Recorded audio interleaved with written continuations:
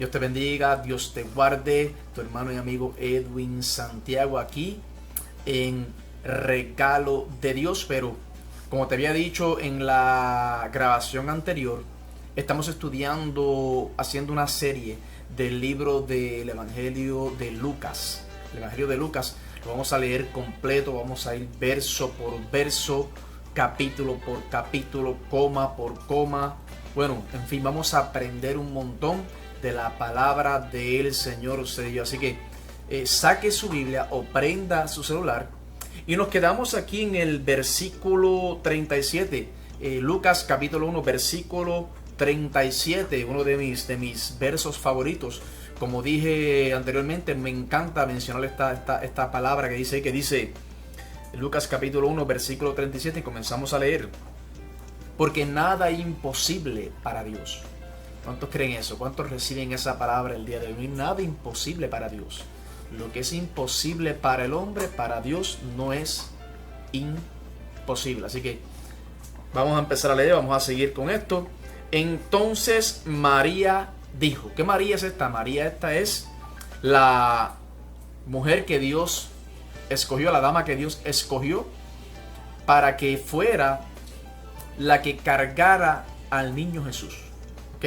Fue escogida. Por eso dice aquí, el ángel le dice anteriormente, bendita eres tú entre todas las mujeres. Seguro que era bendita de parte de Dios y Dios la escogió para esta encomienda tan maravillosa, esta encomienda tan espectacular.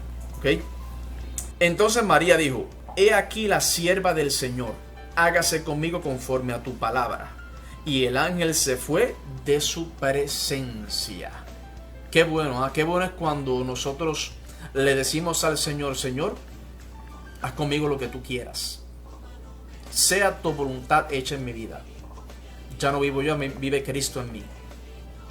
Las cosas viejas pasaron, todas aquí son hechas nuevas. Hay bastantes versículos de que nosotros podemos hacerlos nuestros y decirle al Señor, me rindo, haz conmigo lo que tú quieras. Toma el control de mi vida.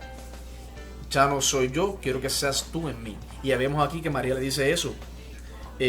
Lo dice aquí en el versículo 38. Entonces María dijo, he aquí la sierva del Señor, hágase conmigo conforme a tu palabra. Y el ángel se fue.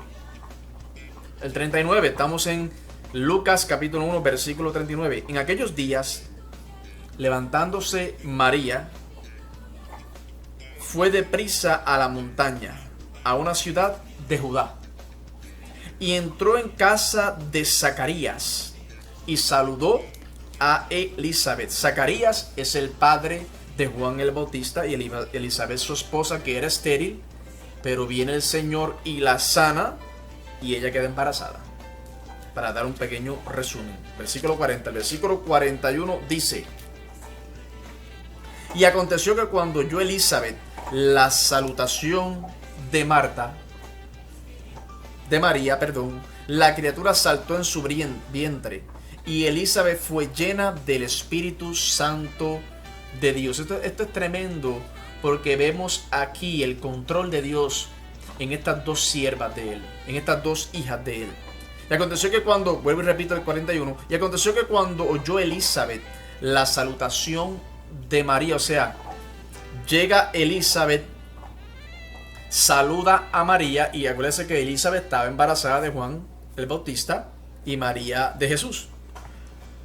Y dice que cuando Elizabeth saluda a María, la criatura saltó en su vientre y Elizabeth fue llena del Espíritu de Dios. Y qué bueno es eso, qué bueno es cuando llegan las buenas noticias, llegan las buenas nuevas.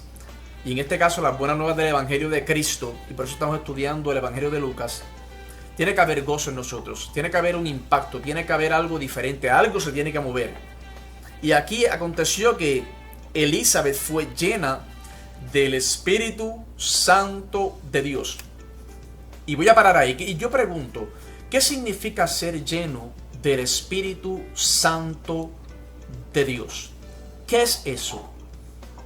¿Cómo se manifiesta eso? ¿Cómo se come eso? Bueno, ser lleno del Espíritu Santo significa que el Espíritu Santo llena el creyente con él. Este relleno permite que el creyente ser capaz de experimentar la presencia del Espíritu y manifestar su fruto. Qué lindo, ¿ah?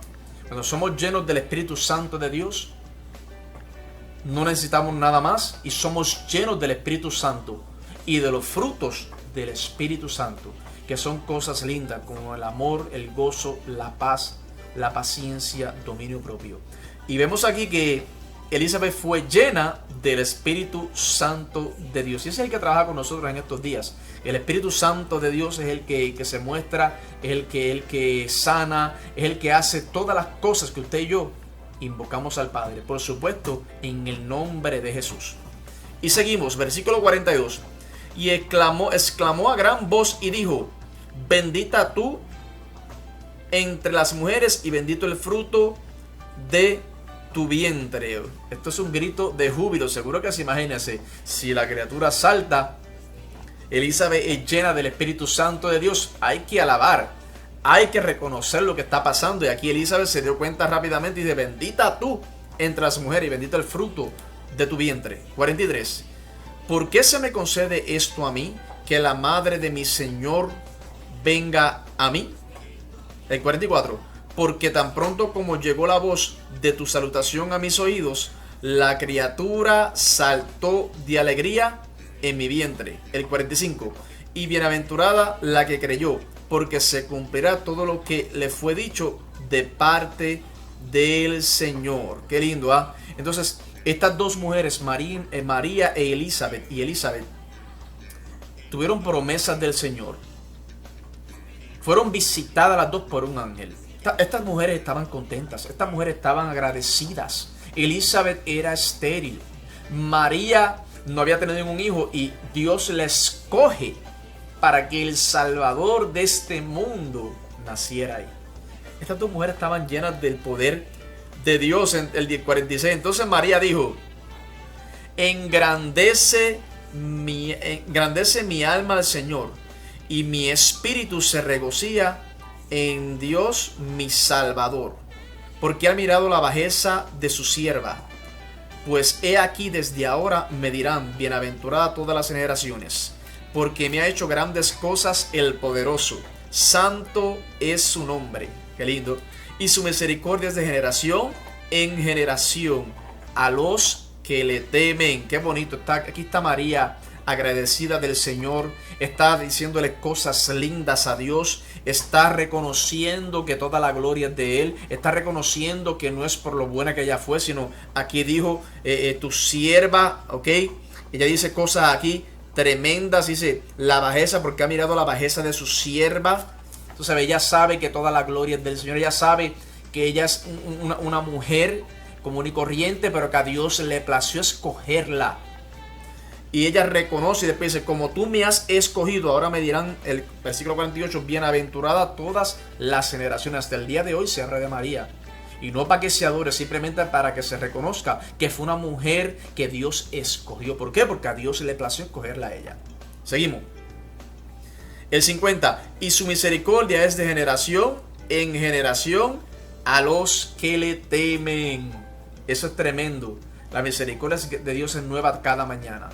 Y cuando le tememos, cuando tenemos el respeto de las cosas del Señor y sabemos que Dios es grande y es poderoso y es el que creó el universo, los cielos y la tierra, el aire, el mar, todo lo que hay, somos bienaventurados, ¿ok? Tenemos su misericordia porque le tememos. El 51. Hizo proezas con su brazo. Esta es María, sigue hablando. Esparció a los soberbios en el pensamiento de sus corazones. Quitó de los tronos a los poderosos y exaltó a los humildes. A los hambrientos colmó de bienes y a los ricos envió vacíos. Socorrió a Israel su siervo. Hablando aquí de Israel, su siervo, de Jacob. Acordándose de la misericordia de la cual habló a nuestros padres. El 55.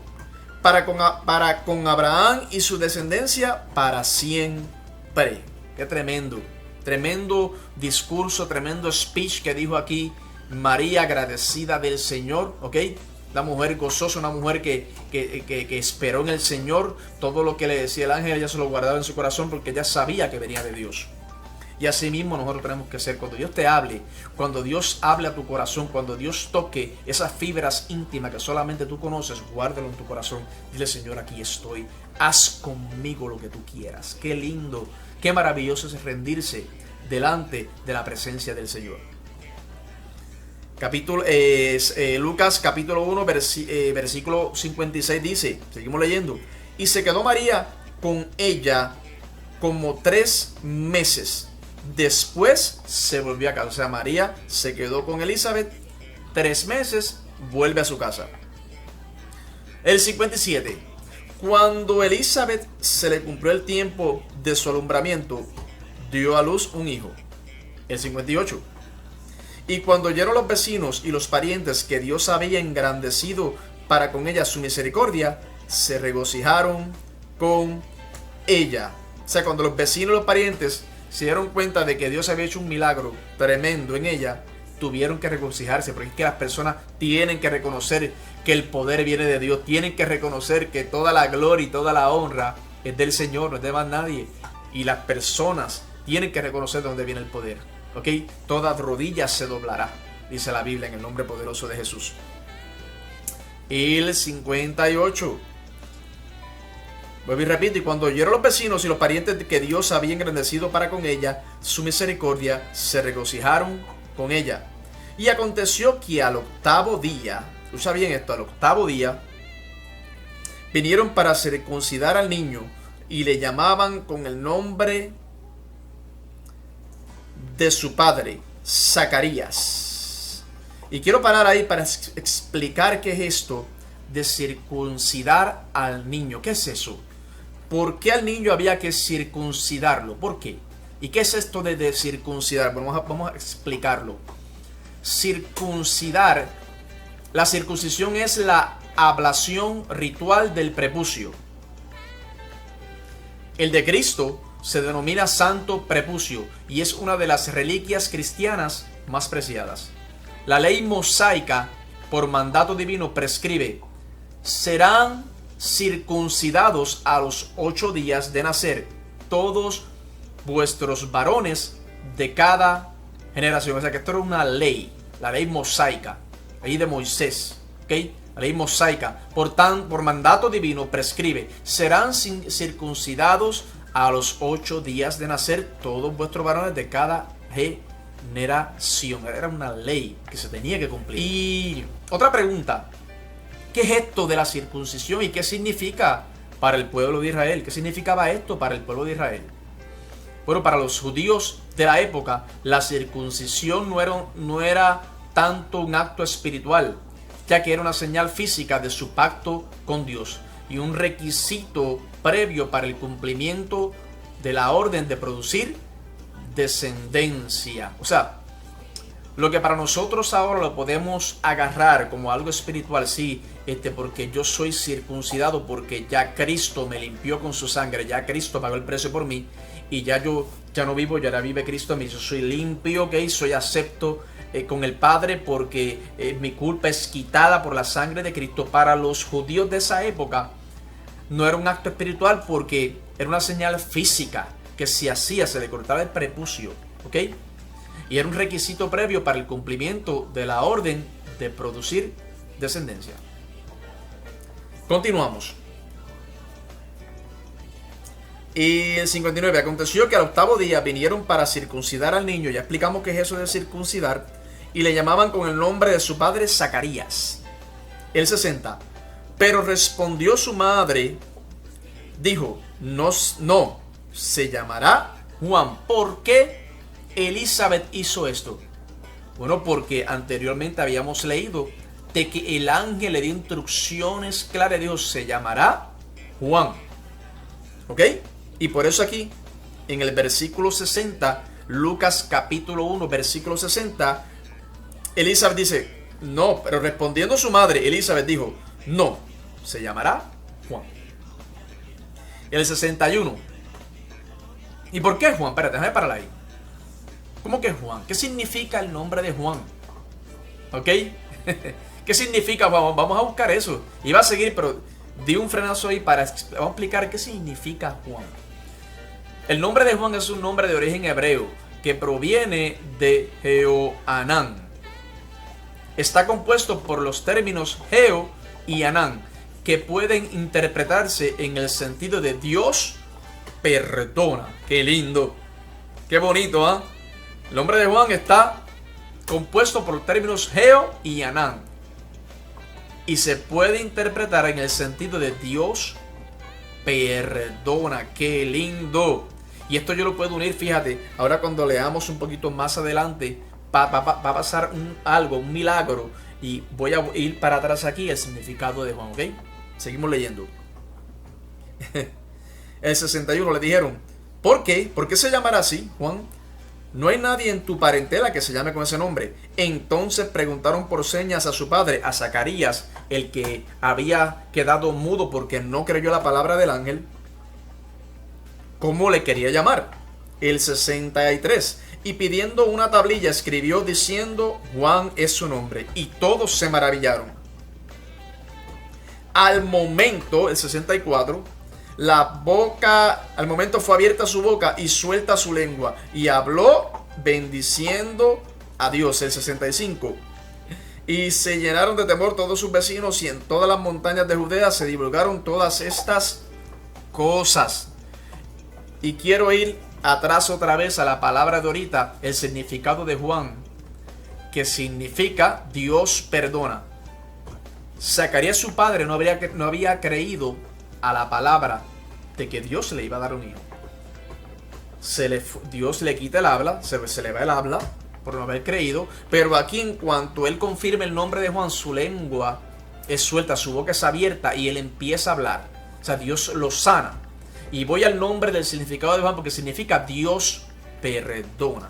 Y qué bueno que Dios es un Dios perdonador, un Dios de misericordia, un Dios que si nos tiramos de rodillas y si tus pecados son negros como la noche, pueden ser convertidos en blanca nieve. Dios perdona de pecados. Dios te puede levantar. Dios te puede restaurar. Dios puede sanar. ¿Ok? Dios te perdona aún los pecados que tú no has cometido. Él los perdona porque para eso Él vino, muere en una cruz, resucita al tercer día para que usted y yo tengamos entrada y comunión con Dios a través de Jesucristo. Y el nombre de Juan significa Dios perdona. Te perdona a ti, me perdona a ti, a mí, y también perdonó aquí a Zacarías sanándolo porque estaba mudo. Qué tremendo. El 66. Y todos los que oían las guardaban en su corazón diciendo, ¿quién pues será este niño? Y la mano del Señor estaba con él. Qué tremendo, ¿ah? Esto es maravilloso, yo te digo la verdad. El 67. Estamos leyendo de la palabra, ¿sabe? Mira, aquí esto es lo que estamos leyendo, míralo aquí. A bibliazo limpio. El 67 dice, y Zacarías su padre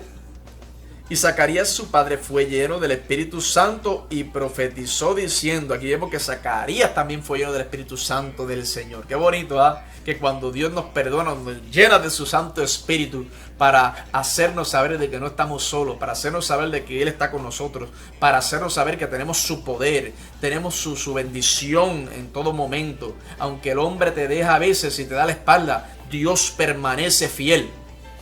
Estamos predicando, estamos enseñando, pero estamos predicando también. Y profetizó diciendo, bendito el Señor Dios de Israel, que ha visitado y redimido a su pueblo. Que cuando uno es lleno del Espíritu Santo, uno tiene que abrir la boca y empezar a alabar al Señor. Y a decirle cosas lindas. Y nos levantó un poderoso Salvador en la casa de David su siervo, como habló por su boca de sus santos profetas, que fueron desde el principio, salvación de nuestros enemigos y de la mano de todos los que nos aborrecieron. El 72.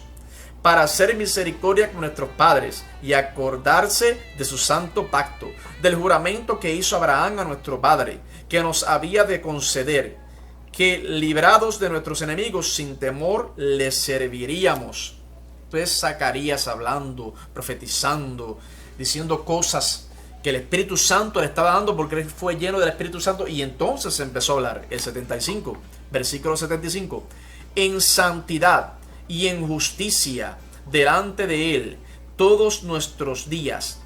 Y tú, niño, profeta del Altísimo, serás llamado, porque irás delante de la presencia del Señor. Aquí está hablando ahora de su hijo, de Juan el Bautista, del que el ángel le dijo que su esposa Elizabeth iba a ser madre y iba a estar embarazada.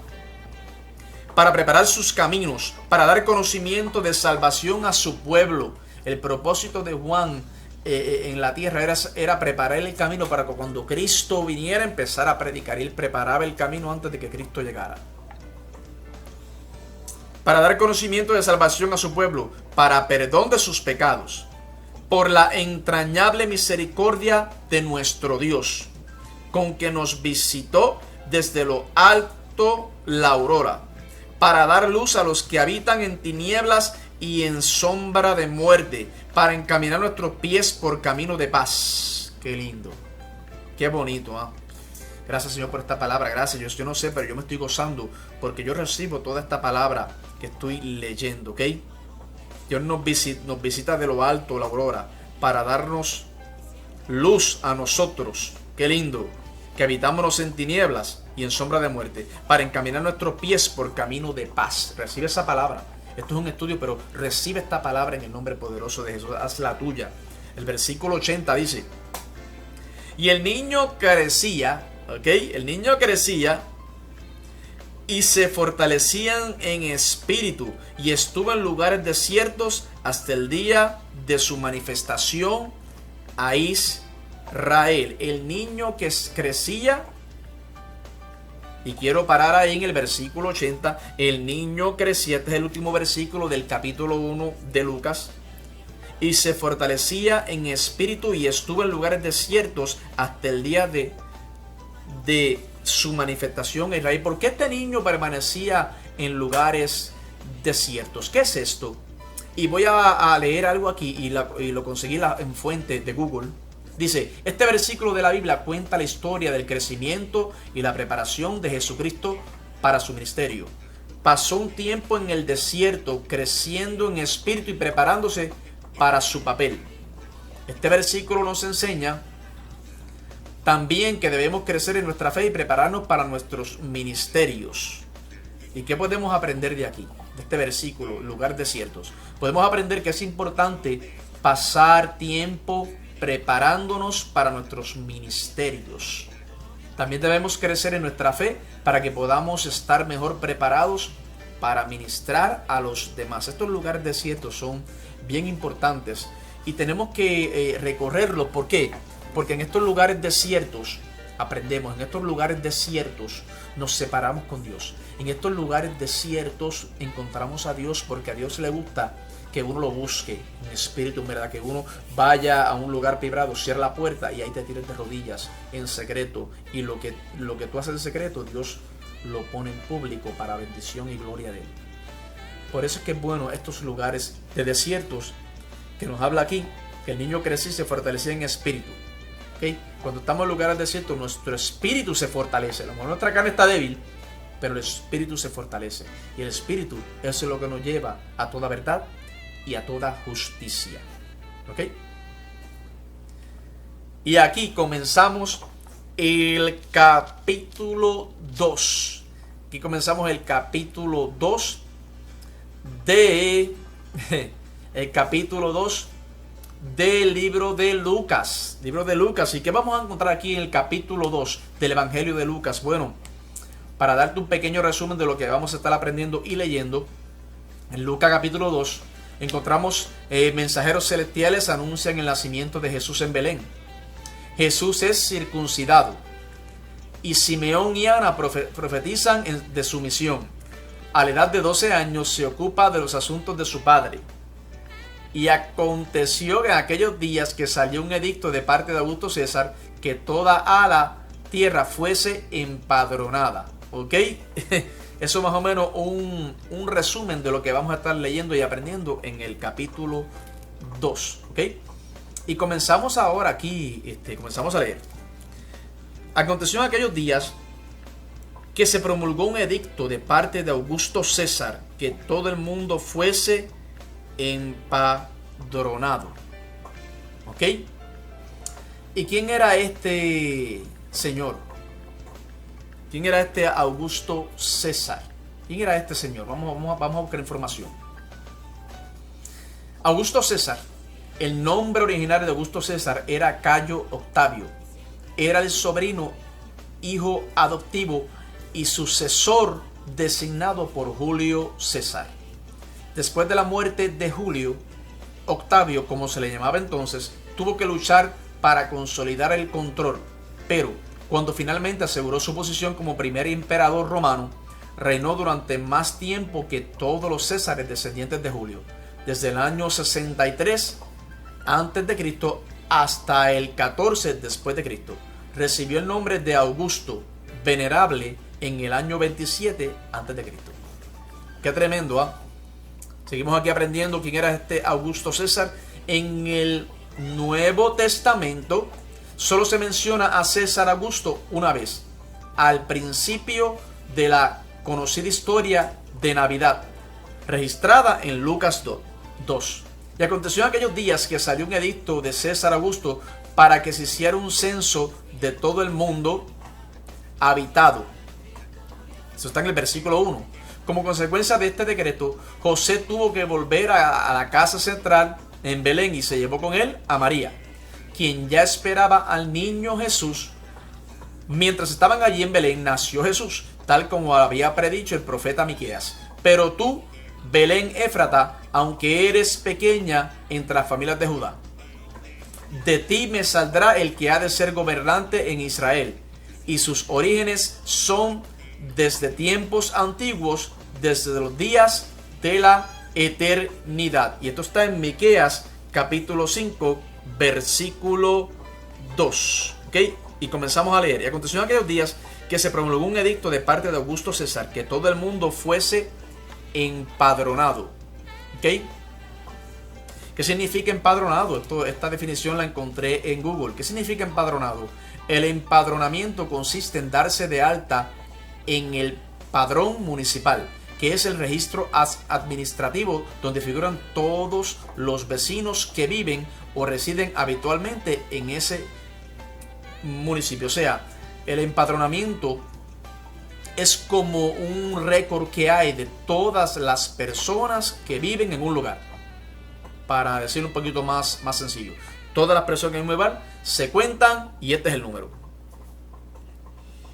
Este primer censo se hizo siendo Cirenio gobernador de Siria.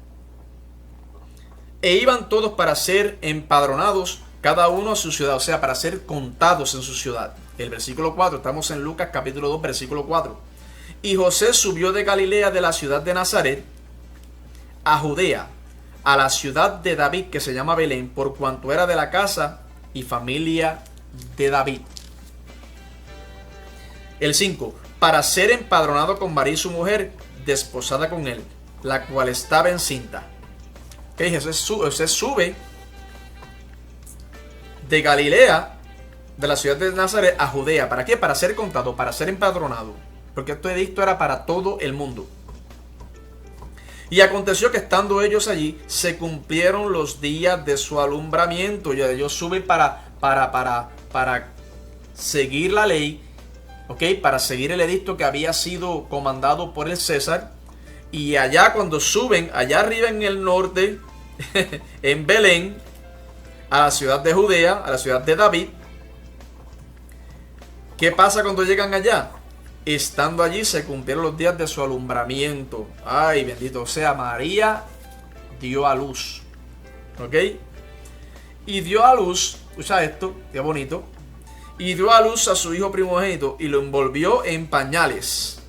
Y lo acostó en un pesebre porque no había lugar para ellos en el mesón. El creador del universo, el alfa y el omega, el que pagó el precio en la cruz del Calvario, el que Dios envía aquí para que nosotros tengamos salvación. Ese no había un lugar para él en el mesón y fue acostado en un pesebre. ¿Qué es un pesebre? Un pesebre es un recipiente grande y alargado donde come el ganado doméstico. Ahí el creador del universo fue acostado. ¿Ok? Para que tú veas. El creador del universo, Jesús de Nazaret, acostado en un pesebre, un recipiente donde come el ganado doméstico, las vacas, la mula, las cabras, cosas así. Imagínese usted. Qué mensaje de humildad, de misericordia, de que el creador del universo llega a donde tiene que llegar. Llega a tu casa, llega a la marquesina de tu casa, llega en la carretera, llega ahí donde todo el mundo te ha dado la espalda y nadie te quiere hablar y te sientes solo a lo mejor. Ahí Él llega y te dice, yo estoy aquí. A través de esta enseñanza te dice, todavía tengo propósito contigo, todavía quiero usarte, todavía hay poder en mi sangre para levantarte en el nombre poderoso de Jesús. ¿Okay? El 7. Y dio a luz un hijo primogénito y lo envolvió en pañales y lo acostó en un pesebre porque no había lugar para ellos en el mesón. Seguimos aquí. ¿Qué era un mesón? Vamos a explicar eso. ¿Qué era el mesón? El mesón era un establecimiento o casa particular con habitaciones de alquiler donde se alojan huéspedes de paso o forasteros. Eso es un mesón. Seguimos aquí leyendo en el 8. Había pastores en la misma región que velaban y guardaban las vigilias de la noche sobre su rebaño. He aquí que se les presentó un ángel del Señor y la gloria del Señor los rodeó de resplandor y tuvieron gran temor. Y el 10 dice, pero el ángel les dijo, no temáis, porque aquí os doy nuevas de gran gozo que será para todo el pueblo. Otra vez había unos pastores, ¿ok? Se le aparece el ángel otra vez. Los ángeles estaban encargados de todo esto, ¿sabes? Dios tenía todo en su control, enviaba ángeles para que dieran las instrucciones y aquí se le aparecen estos pastores y el ángel le da instrucciones también, le dice, no temáis. Y lo que dice, no temas. No temas en la Biblia se repite 365 veces. La palabra no temas, o sea, para cada día del año Dios te dice, no temas, yo estoy contigo. No temas, yo estoy contigo. No temas, yo estoy contigo. No temas que yo estoy contigo. Qué lindo es el Señor. Eso es suficiente para cada día del año. Seguimos. El versículo 11. Que os ha nacido hoy en la ciudad de David un Salvador que es Cristo el Señor. Esto servirá de señal. Hallaréis al niño envuelto en pañales, acostado en un pesebre. El 13. Y repentinamente apareció con el ángel una multitud de las huestes celestiales que alababan a Dios y decían. Escucha esto. El ángel está dando el mensaje a estos pastores. Y el 12 dice, esto servirá de señal. Hallaréis al niño envuelto en pañales, acostado en un pesebre. El ángel estaba diciendo, cuando veas a este niño en este pesebre, ese es el Salvador del mundo. Y el versículo 13, y de repente apareció con él una multitud de las huestes celestiales que le daban a Dios y decían, gloria a Dios en las alturas y en la tierra paz, buena voluntad para con los hombres. Sucedió que cuando los ángeles se fueron de ellos al cielo, los pastores se dijeron unos a otros, pasemos pues hasta Belén y veamos esto que ha sucedido y que el Señor nos ha manifestado. Una hueste de ángeles. ¿De cuántos ángeles estamos hablando más o menos? Del latín hostis, adversario, enemigo. Hueste es un ejército en campaña. Las huestes, por lo tanto, son los bandos o tropas en batalla. El concepto se utiliza en la Edad Media para nombrar a los hombres armados que formaban un ejército para acudir a la guerra o concretar una expedición. O sea que cuando dice aquí la palabra de Dios que de repente con el ángel apareció una multitud de las huestes, ¿qué apareció entonces ahí? Apareció un ejército. Sí. Apareció con ellos alabando al Señor un ejército de ángeles armados, ¿ok? Parte de un ejército, ángeles que guerrean, porque aquí la definición dice que son huestes, se le llama a hombres armados que forman un ejército para acudir a la batalla. o para concretar una expedición. O sea, ángeles armados, ángeles listos para alabar, ángeles listos para hacer una expedición.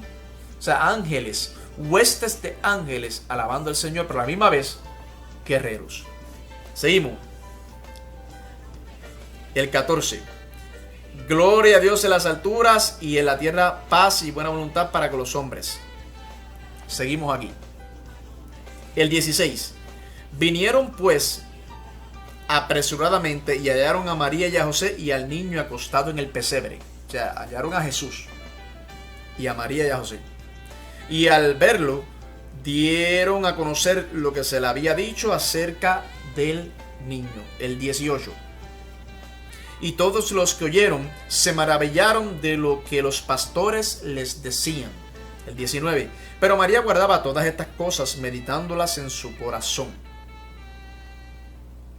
Que es sabia María, que todo lo que escuchaba, ella no meditaba en su corazón, ella no se emocionaba, ella no iba rápidamente a hacer cosas que Dios no le había mandado de ninguna manera. Ella guardaba todo en su corazón. Señor, tú me estás hablando, yo lo sé, yo creo en ti, espero el momento del Señor. Ella estaba esperando el momento de Dios. Muy sabia María.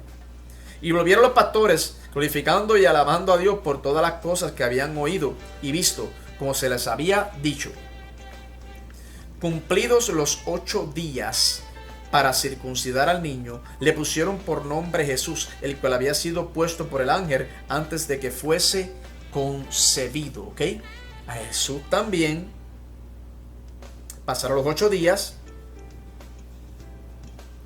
Le pusieron por nombre Jesús, el cual había sido puesto por el ángel antes de que fuese concebido. El versículo 22. Y cuando se cumplieron los días de la purificación de ellos, conforme a la ley de Moisés, le trajeron a Jerusalén para presentarle al Señor. ¿Ok? Versículo 22.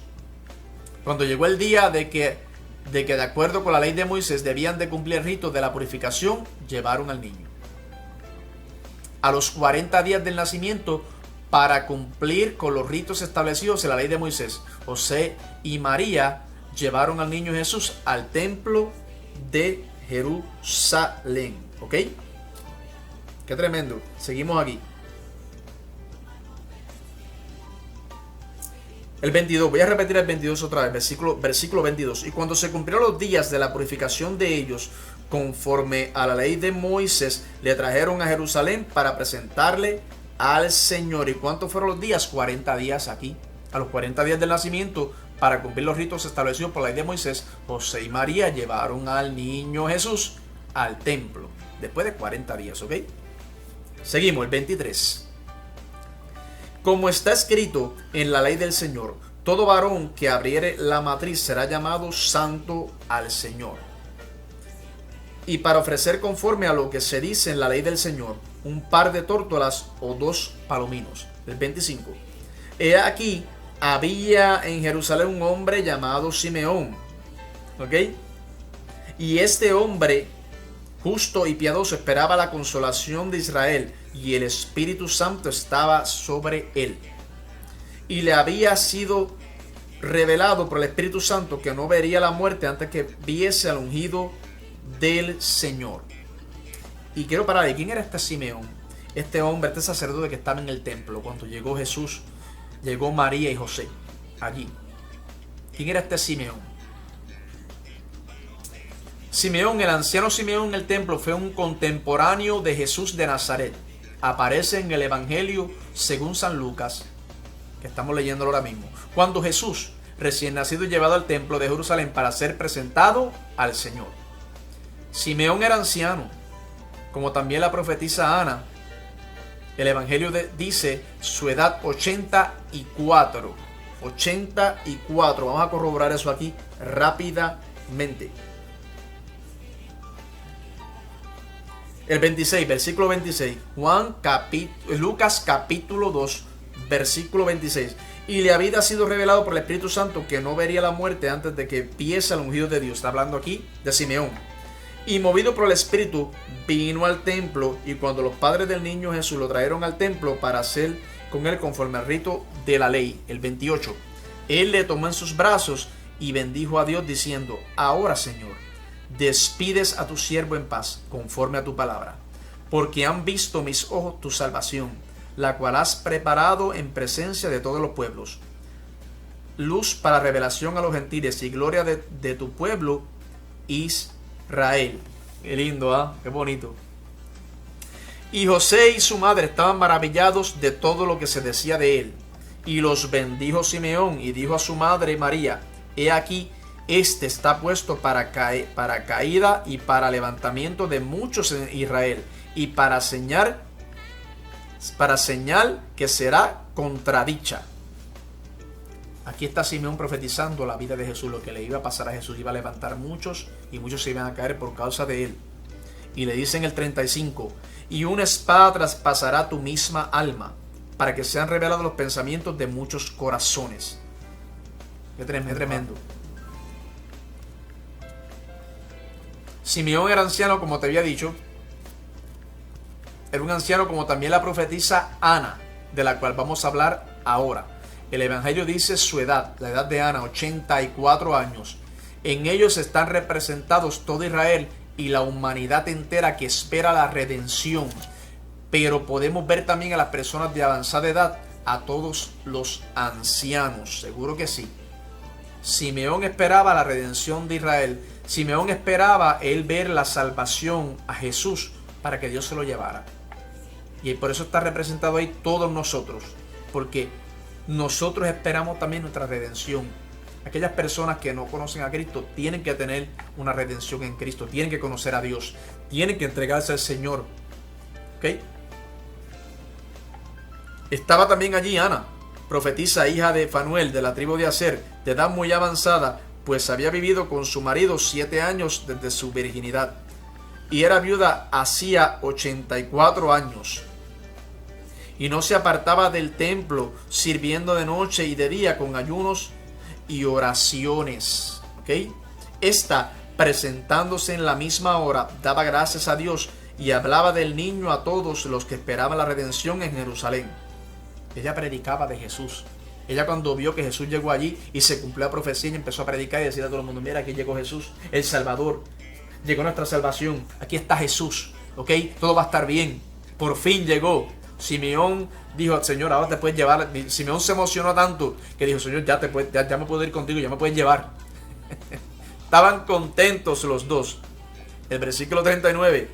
Después de haber cumplido con todo lo prescrito en la ley del Señor, volvieron a Galilea, a su ciudad de Nazaret. O sea, después José y María y Jesús, después que cumplieron todo lo que tenían que hacer, vuelven a Nazaret. Y el niño, el versículo 40. Y el niño crecía y se fortalecía y se llenaba de sabiduría, y la gracia de Dios era sobre él. Quiero repetir otra vez: a los 40 días del nacimiento, para cumplir con los no, perdón, eso no. Seguimos aquí, versículo 40, aquí está. Se nos dice de Jesús: el niño crecía y se fortalecía, se llenaba de sabiduría, y la gracia de Dios era sobre él. El versículo 40. Y fíjate, me voy a adelantar un poco, y en términos muy parecidos, en versículo 52 más adelante, vemos que Jesús crecía en sabiduría, en estatura y en gracia para con Dios y con los hombres. Escucha bien esta información, muy buena. San Lucas es el único evangelista que incluye una historia de Jesús a los 12 años. O sea, donde único vamos a escuchar y a leer sobre Jesús a los 12 años es en el Evangelio de Lucas. ¿Ok? Esta historia contesta la pregunta de cómo era Jesús de niño. Esta pregunta era importante en el mundo antiguo, especialmente para los lectores griegos de San Lucas.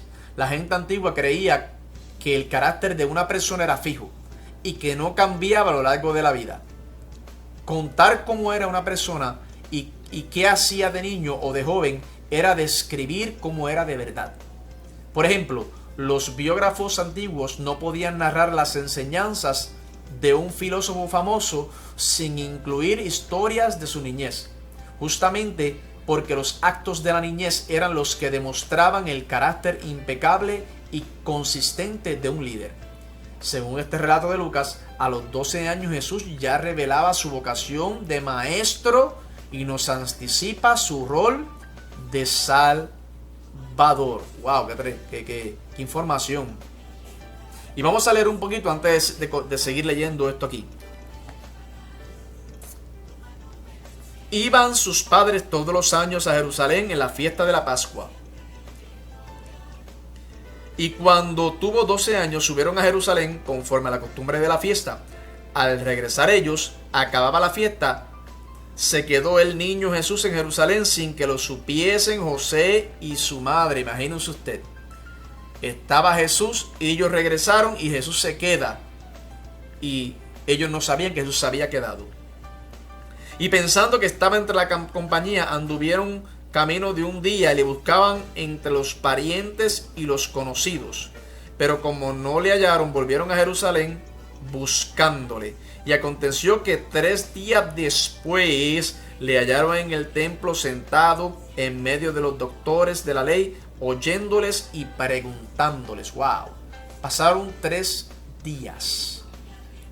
José y María buscando a Jesús por todas no lo encontraban. Pasaron 3 días antes de encontrarlo. 3 días.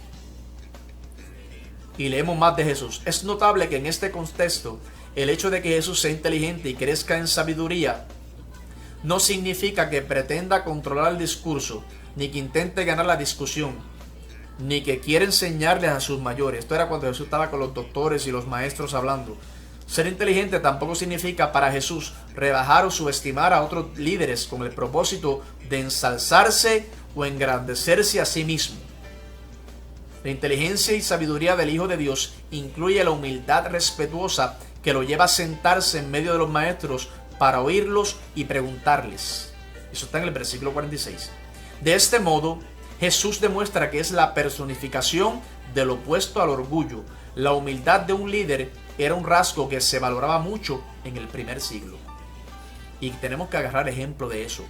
El que nosotros aprendamos de la palabra, tengamos algunos títulos, no es para que nos enorgullezcamos de ninguna manera. Es simplemente para prepararnos para hacer las cosas mejor, a lo mejor para generar un poco más de dinero para tener a nuestras familias bien, seguro que sí, pero siempre y cuando le demos la gloria al Señor, de que todo lo que somos y lo que tenemos proviene de Él.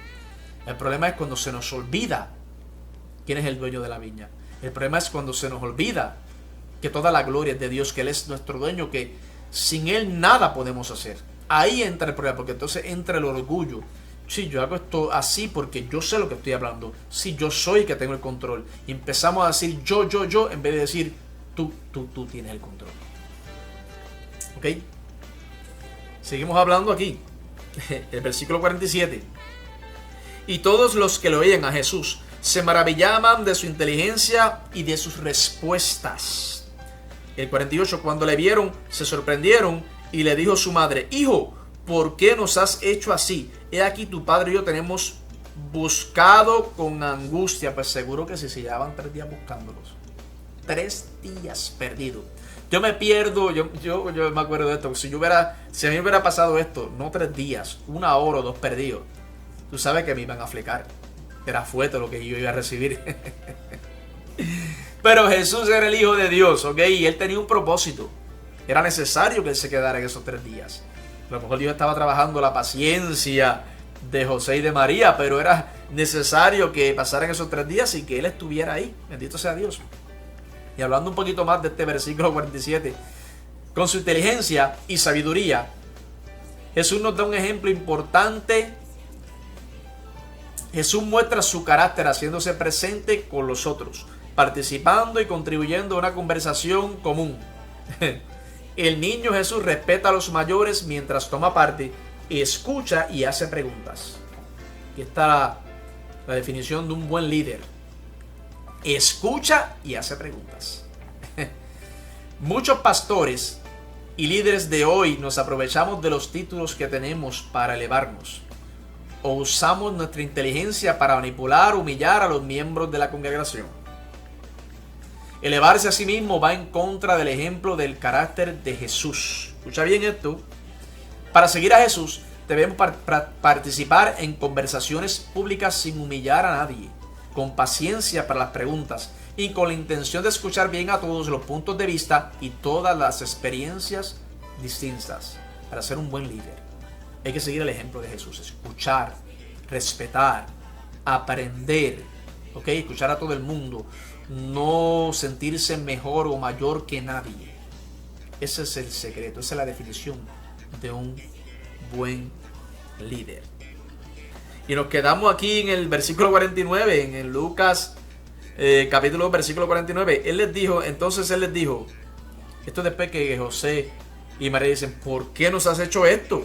Te hemos buscado con angustia. Y el 49 Jesús les responde, un chamaquito de 12 años, imagínate. Entonces él les dijo, ¿por qué me buscabais? ¿No sabías que en los negocios de mi padre me es necesario estar? Yo le contesto así a mi papá y mamá, le contestaba así a mi papá y mamá. Después de 3 días me daban ese pescozón. Me daban ese pescozón y una buena castiga, ya tú sabes. Pero acuérdate, este era Jesús, era necesario. Era necesario que pasara esto. Versículo 49. El 50. El 50. Mas ellos no entendieron las palabras que le habló. Que iban a entender si ellos estaban con coraje. Mira, con el corazón, me imagino, en la garganta. Y Jesús le dice, no entiendes que en los negocios de mi padre me es necesario estar. Yo me imagino que hasta el coraje se le fue a ellos porque no entendieron. Y aquí lo dice en el 50. Mas ellos no entendieron las palabras que les habló. Y descendió con ellos y volvió a Nazaret. Y estaba sujeto a ellos. Escucha bien, sujeto a ellos. Jesús sabía quién era su padre y su madre. Estaba sujeto a ellos. Okay. Y su madre guardaba todas estas cosas en su corazón. María muy sabia. Y Jesús crecía en sabiduría y en estatura. Y gracia para con Dios y los hombres. Y lo quiero dejar ahí. Vamos a comenzar el capítulo 3. Pero lo voy a dejar ahí, ¿ok? Y para fines de seguir para la próxima enseñanza, nos quedamos aquí en Lucas capítulo 3 versículo 1. Espero que te estés gozando. Saca tu libreta, apunta, anota en la grabación, porque esto es de bendición. Así que nos vemos hasta la próxima enseñanza.